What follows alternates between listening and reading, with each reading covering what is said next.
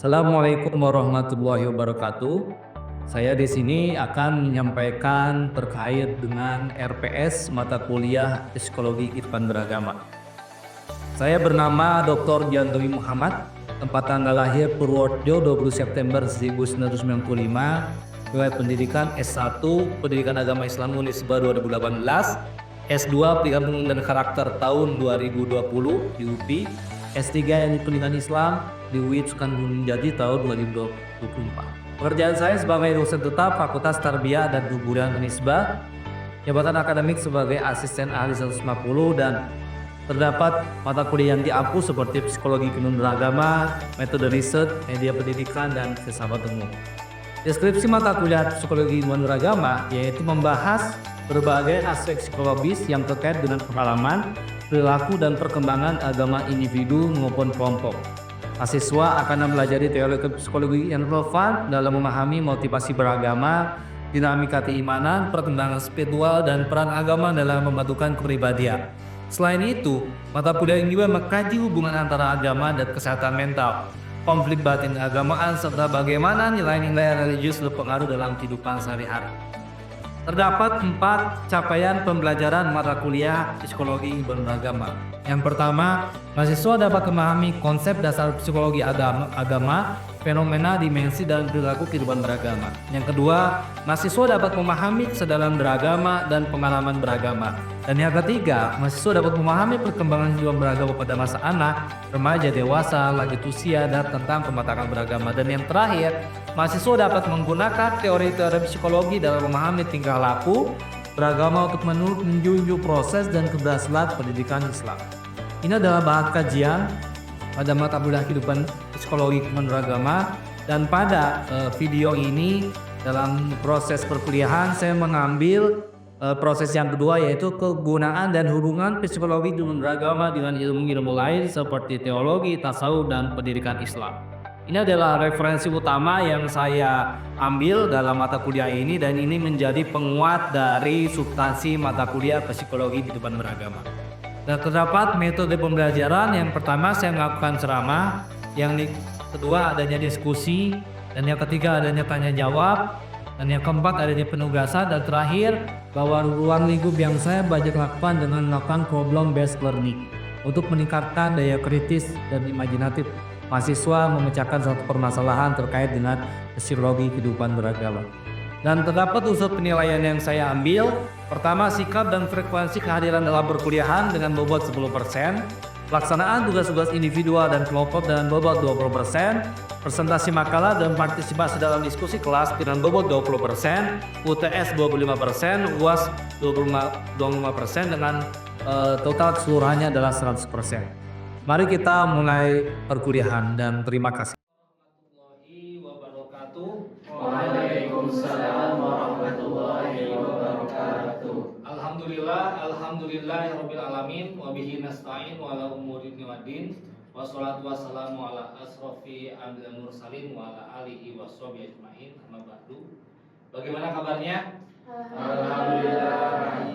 Alhamdulillah baik. Alhamdulillah pada hari ini kita bisa berkumpul ya dalam perkuliahan metodologi kehidupan beragama. Namun sebelum kita mulai, marilah kita tadarus terlebih dahulu membaca surat Al-Ma'un 1 sampai terakhir. Sudah dibuka mushafnya? Sudah. Oke. Kita mulai. A'udzu billahi minasy syaithanir rajim. Bismillahirrahmanirrahim. Ara'aital ladzi yukadzibu biddin. Alhamdulillah kita telah membaca surat Al-Ma'un. Semoga awal perkuliahan kita menjadi berkah. Amin ya Allah robbal alamin. Pada perkuliahan kali ini, Bapak di sini akan membahas tema mengenai kegunaan dan hubungan psikologi kehidupan beragama dengan ilmu-ilmu lain seperti teologi, tasawuf, dan pendidikan Islam. Sebelumnya, apakah teman-teman sudah mempelajari seluk-beluk dari psikologi kehidupan beragama? Belum. Atau ada yang mau mendeskripsikan apa itu psikologi kehidupan beragama dengan pemahamannya? Siapa? Silakan Agus. Psikologi kehidupan beragama, yaitu psikologi itu secara keilmuan ya Pak, yaitu sebuah ilmu yang mengkaji pola perilaku seseorang. Jadi seseorang itu bisa dikatakan gangguan psikologi ketika perilakunya itu menyimpang. Nah, terus bagaimana jadi masuk psikologi kehidupan beragama di sini berarti bagaimana perilaku kehidupan seseorang yang memiliki agama, apakah baik atau buruk. Kan banyak itu orang-orang yang beragama tapi buruk secara perilaku. Nah, itu teh bisa dikaji oleh dalam psikologi kehidupan beragama. Oke, bagus. Tepuk tangan buat Agus.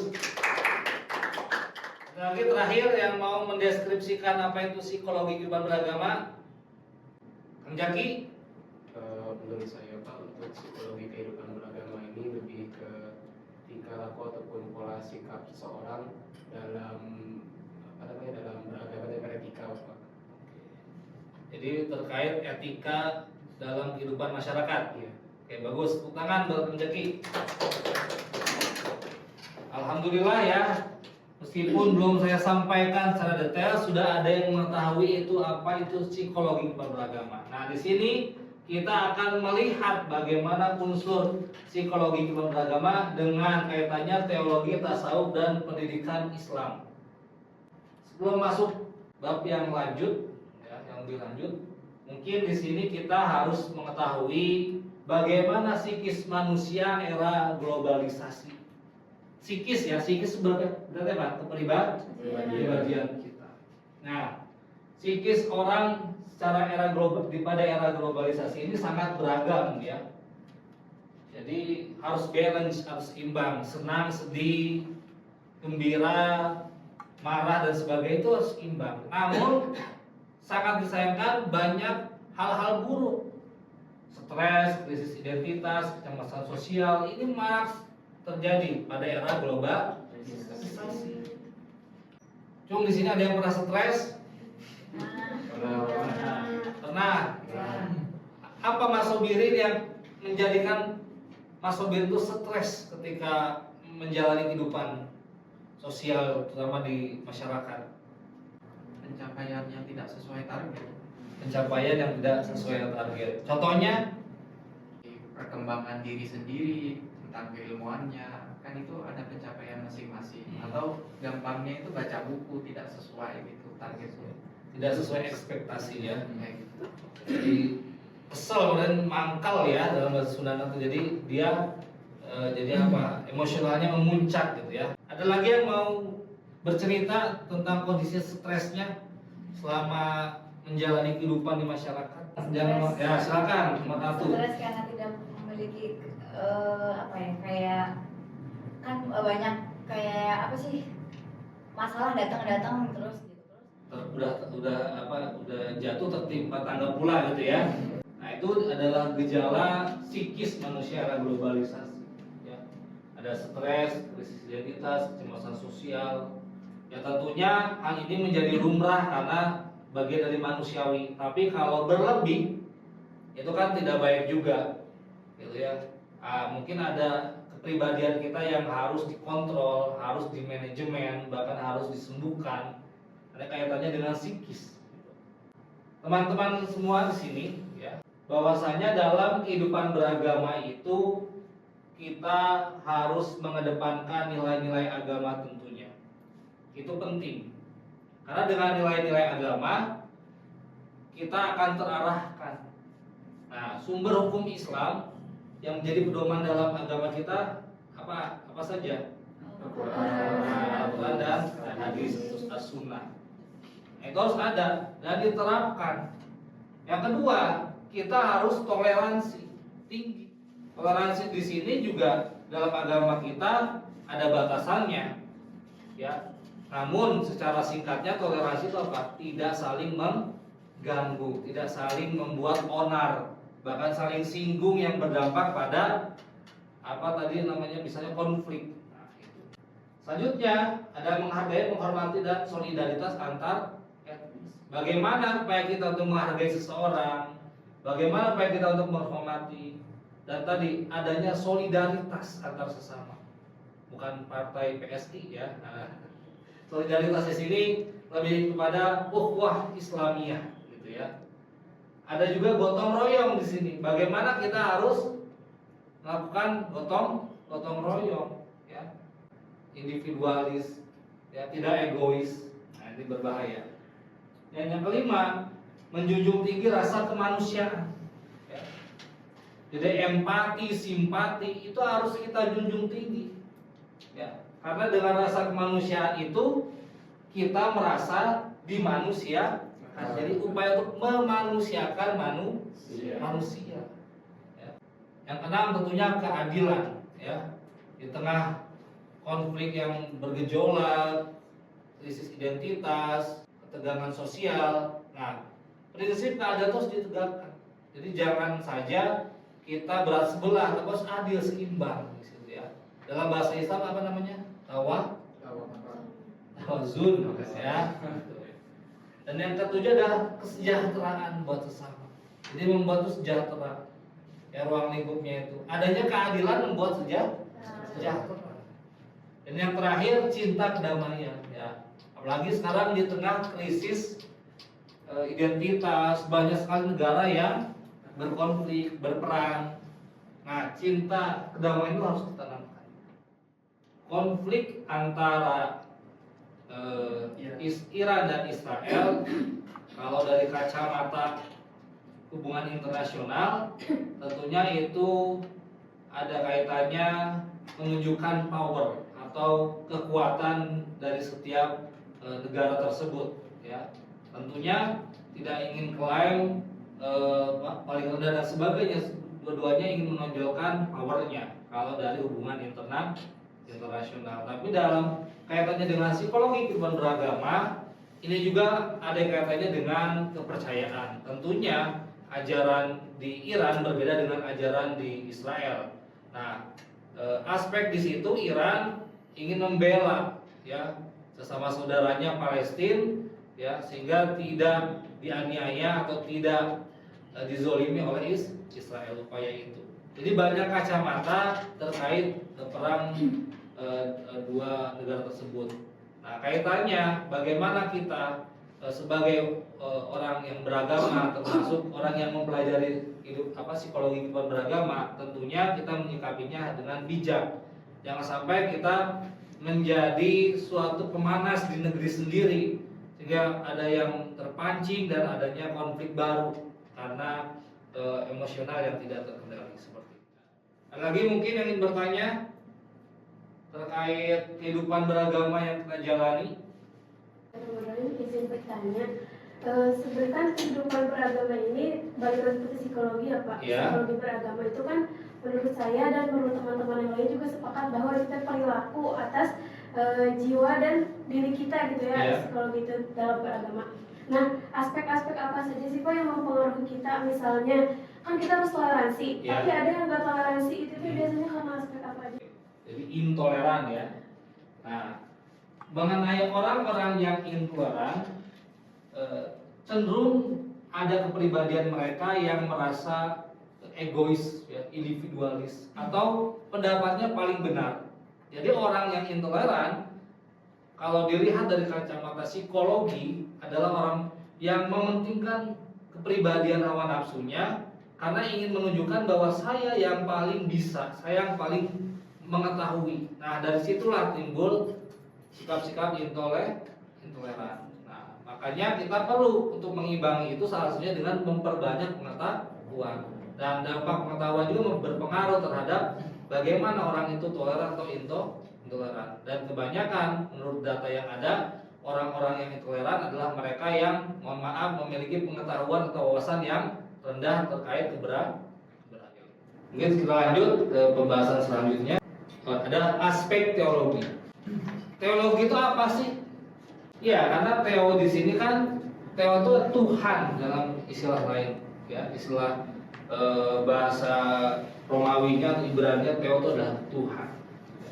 Nah, di sini aspek ketuhanan sangat disorot, terutama kaitannya dengan bagaimana seseorang ya untuk dapat mempercayai suatu sosok sebagai Tuhan, dan dari situlah muncullah suatu agama, itu teologi. Nah, ini mengenai aspek teologi. Nah, selanjutnya aspek tasawuf. Ada yang tahu sufi? Orang bertasawuf. Oke, bagus ya. Pengertian lain dari tasawuf yang kalian ketahui mungkin selain ada sosok sufi, memiliki berbagai macam tarekat. Nah, ada Naqsabandiyah, apa lagi yang tahu? Qadariyah, apa lagi? Jabariyah masuk nggak? Beda atau itu mah?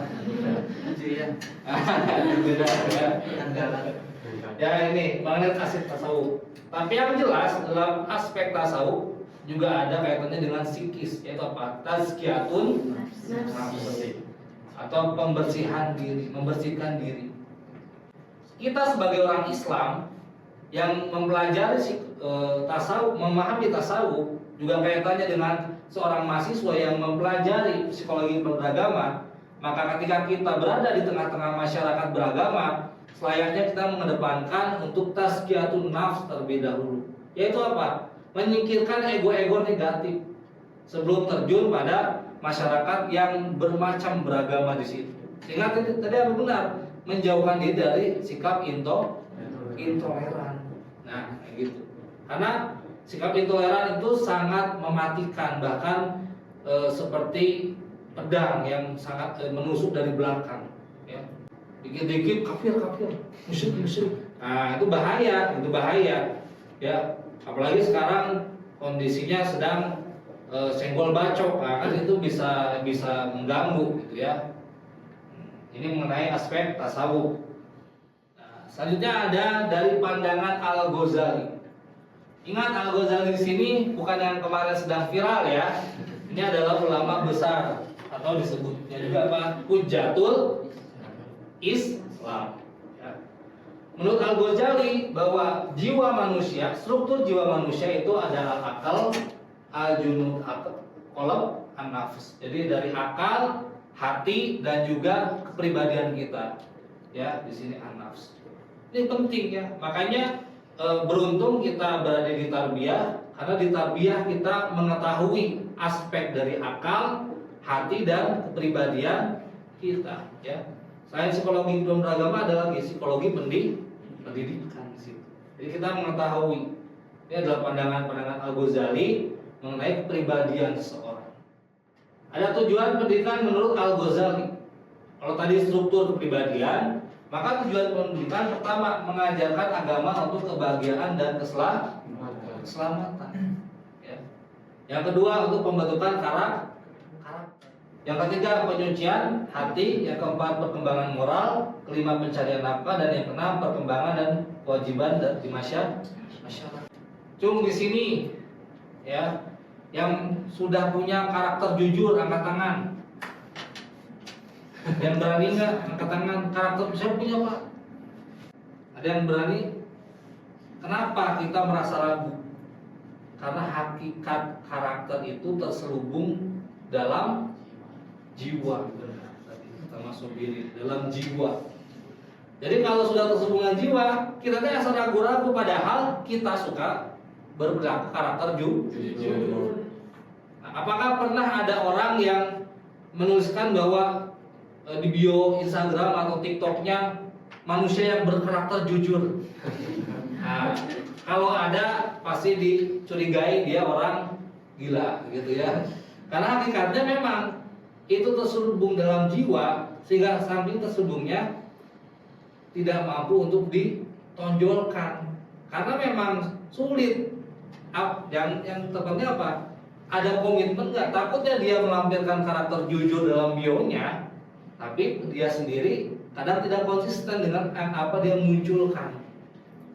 Nah, ini juga menjadi pemikiran dari Al-Ghazali mengenai seluk-beluk dari kehidupan beragama. Termasuk kan, saya orang beriman, saya orang beriman.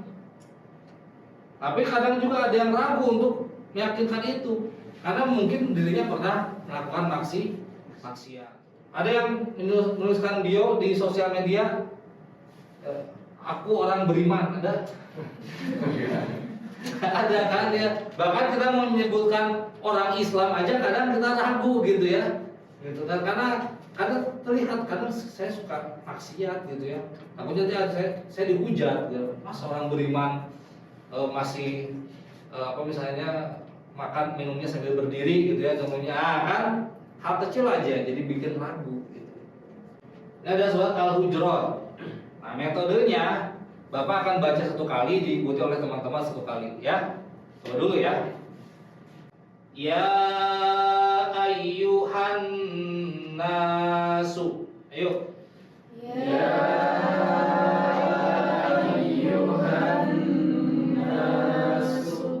Inna khalaqnakum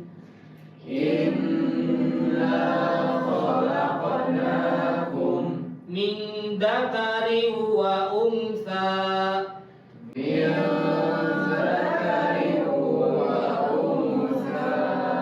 wa ja'alnakum syu'uba.